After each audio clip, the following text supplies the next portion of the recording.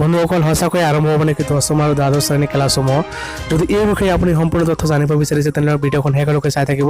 আৰু চেনেলখন ছাবস্ক্ৰাইব কৰিব লগতে ভিডিঅ'খন শ্বেয়াৰ কৰি দিব ওকে তেনেহ'লে আহক আমি ভিডিঅ'টো আৰম্ভ কৰি জানি লওঁ যে 10ম শ্ৰেণী আৰু দ্বাদশ শ্ৰেণীৰ ক্লাছসমূহ কেতিয়া আৰম্ভ হ'ব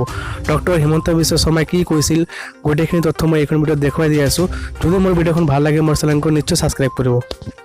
ভাৰত চৰকাৰৰ যি নিৰ্দেশ এই নিৰ্দেশে অসম চৰকাৰে সুন্দৰ কৰি পালন আৰু মই ভাবোঁ যে 1 তাৰিখৰ পৰা নতুন নীতি আহিব আৰু যি ধৰণে আহিব সেই ধৰণে আমি অসমত পালন আমি বৰ্তমান চিন্তা কৰা নাই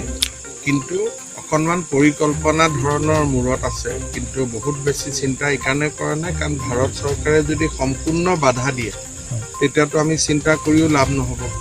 ভাৰত চৰকাৰে যদি ৰাজ্য চৰকাৰৰ হাতত এই দায়িত্ব অৰ্পণ কৰে তেতিয়াহ'লে আমি 10ম আৰু দ্বাদশ শ্ৰেণীৰ